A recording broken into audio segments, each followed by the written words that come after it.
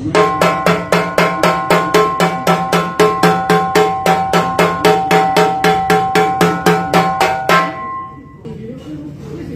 Guys, समस्त भारत को ताली और थाली बजाने में व्यस्त करने वाले मोदी जी जब किसान सड़कों पर खुले आसमान के नीचे बैठे हैं, तब अपनी नीति ताली थाली का प्रयोग क्यों नहीं किया? तब क्यों नहीं मोटिवेशन दिया? तब क्यों किसानों को प्रोत्साहित नहीं किया? अपनी ताली और थाली बजवाने के लिए भारतवासियों से आग्रह क्यों नहीं किया? अभी क्योंकि मैं सुन ही रही हूँ टीवी पर और साथ ही साथ लाइव भी हूँ, माननीय प्रधानमंत्री जी बोल रहे हैं, जिसकी वजह से मैं समस्त भारतवासियों को बधाई देती हूँ कि आज प्रधानमंत्री जी बोल रहे हैं, किसानों के मुद्दे पर बोल रहे हैं। प्रधानमंत्री जी अपने मन की बात कर रहे हैं, मैं भी अपने मन की बात आपको बोल देती हूँ, फिर बताऊंगी प्रधानमंत्री जी ने किसानों के प्रति क्या क्या कहा।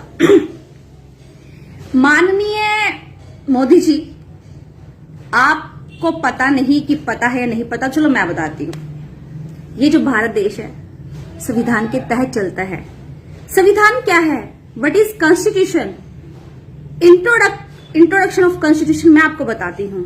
हम भारत के लोग भारत को एक संपूर्ण प्रभुत्व, संपन्न समाजवादी, पंथनिरपेक्ष, लोकतंत्रात्मक गणराज्य बनाने के लिए तथा उसके समस्त नागरिकों को सामाजिक, आर्थिक और राजनीतिक न्याय, उपासना की स्वतंत्रता, प्रतिष्ठा की समता प्राप्त कराने वाली तथा उन सब में व्यक्ति की गरिमा और राष्ट्र की एकता और अखंडता को सुनिश्चित करने वाली बंधुता को बढ़ाने के लिए दृढ़ संकल्प होकर आज इस संविधान सभा में तारीख 26 नवंबर 1949 ईस्वी को ऐतद द्वारा इस संविधान को अंगीकृत, अधिनियमित और आत्मार्पित करते हैं।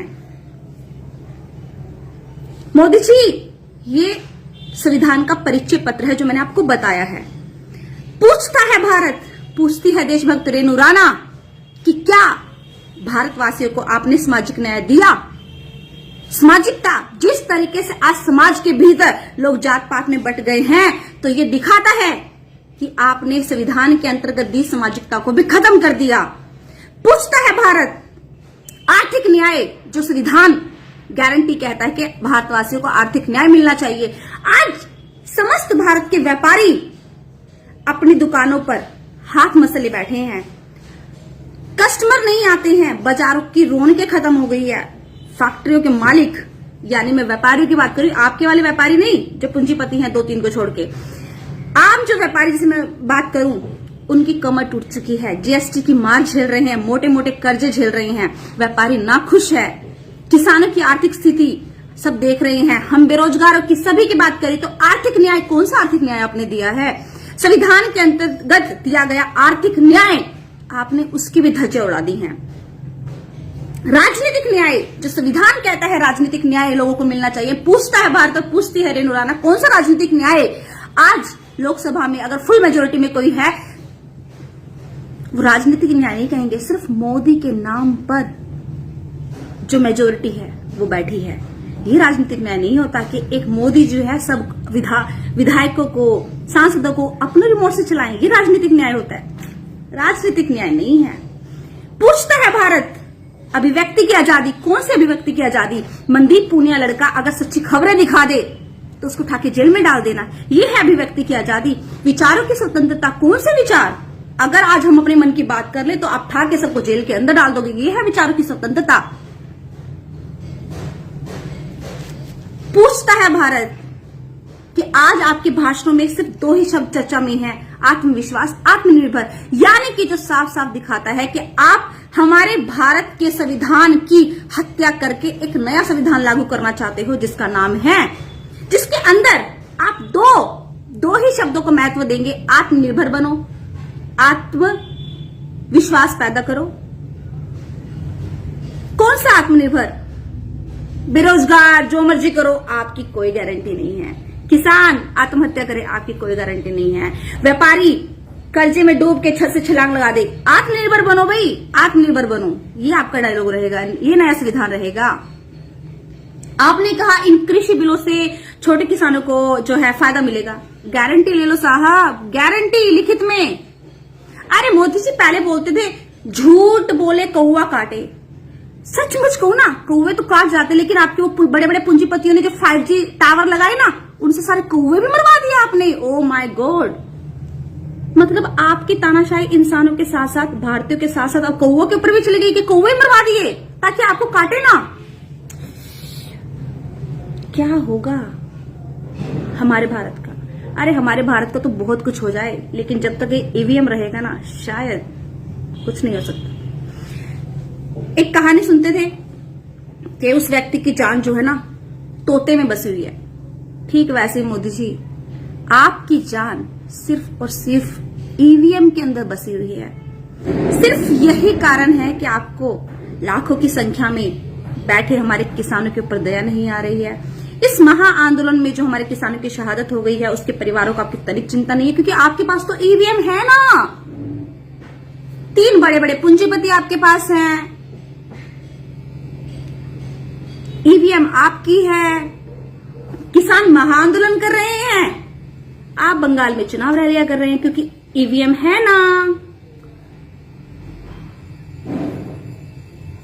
मोदी जी याद दिला दूं,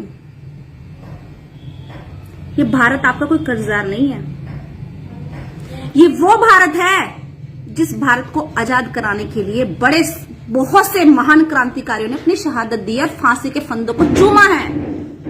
ये वो भारत है जिस भारत के संविधान के लिए एक व्यक्ति ने अपने बच्चों तक की कुर्बानियां दे दी, तब जाके इस भारत के संविधान का निर्माण हुआ है, जिसकी आप हत्या करने पर तुले हो।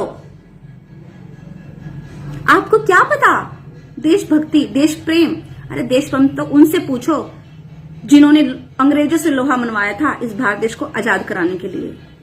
आप अपनी एक भूमिका बता दीजिए कि हाँ, भारत के प्रति आपकी ये काम है जिसने भारत के लोगों को खुशहाली दी हो।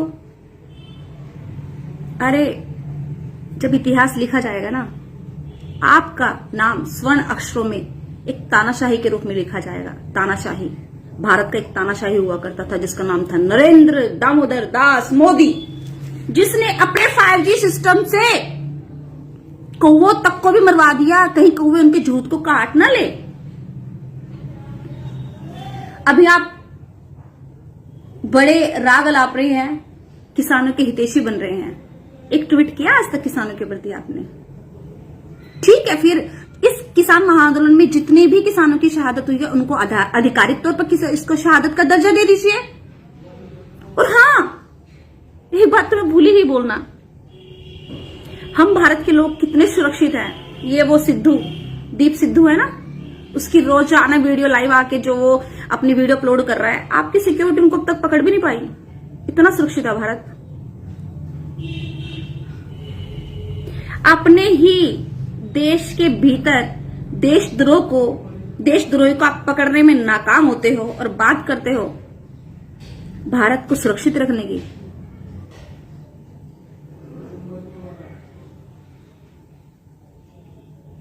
प्रधानमंत्री तो बहुत से हुए, लेकिन आप जैसे प्रधानमंत्री देश को मिलेगा ऐसा तो हम लोगों ने कभी कल्पना भी नहीं की थी। अभी आपने कहा, कल्पना से मुझे याद आया परिकल्पना। आपने क्या कहा? किसानों की रेल की परिकल्पना आप कर रहे हैं। मोदी जी, आप तो परिकल्पना ये भी करते हो कि आप विश्व के प्रधानमंत्री बन जाएं। आपकी परिकल्पना से थोड़ी ना कुछ होगा, काम करने से कुछ होता है। आपने परिकल्पना को छोड़िए, आपने तो दावा किया था प्रत्येक व्यक्ति के खाते में 15 लाख रुपए आ गए क्या? आपने तो परिकल्पना भी की थी कि मजदूरों को जो है वो हवाई चप्पल पहनने वाला जो गरीब है वो हवाई जहाज में यात्रा किए। अभी देखा हमने कोरोना टाइम में कितनी उन्होंने हवाई यात्रा की और आपने कितनी करवाई है।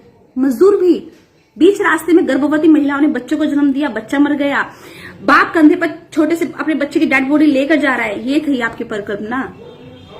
आपकी सिर्फ एक ही परिकल्पना है कि आपके जो पूंजीपति मित्र हैं उन पर उनका भारत पर कब्जा हो जाए और आप हमारे भारत को बेचकर कहीं भी फकीर बनकर चले जाएं। ये आपकी परिकल्पना है मोदी जी। अब जुमले, आप भारत देशवासियों को आपके जुमलों पे यकीन नहीं होता, ना ही आपके पर यकीन होता है। हम भारत के लोग अपने भारतीय संविधान से बहुत खुश हैं, अपने भारतीय संविधान के तहत ही भारत में रहना चाहते हैं। इसलिए जबरन, जैसे आपने किसानों के प्रति जबरन 3 काले कानून ले आए हैं, हमारे ऊपर जबरदस्ती कोई और संविधान थोपने की कोशिश मत करना। आपसे बढ़ के भी इस दुनिया में कोई है जो संसार को चला रहा है, भगवान। लेकिन आप जिस तरीके से किससे भी नहीं डरते हो, आपको अपने अंत समय की चिंता नहीं होती क्या? 75वां दिन आज किसान आंदोलन का है, लेकिन आप ये नहीं कहेंगे कि चलो ठीक है, मैं नतमस्तक हो गया हूं किसानों के लिए, मैं लेता हूं तीनों काले कानून वापस। अरे भाई, इतने किसान लाखों लोग अगर मना कर रहे हैं तो आप जबरन उनके ऊपर इस बिल को थोप रहे हैं, तो मतलब तो साफ साफ दिखाई दे रहा है कि आपके मित्रों को कितना बड़ा फायदा होने वाला है, इतना बड़ा फायदा जो हमारी परिकल्पना से भी बहुत ऊपर है। शर्म नहीं आती झूठ बोलते हुए? क्यों मजबूर करते हो कि हम अपने देश के मुखिया, एक रिस्पेक्टेड व्यक्ति के बारे में रोजाना वीडियो बना बना के हम आपको जताएं कि व्हाट आर यू डूइंग? तो guys, keep sharing this video, क्योंकि अब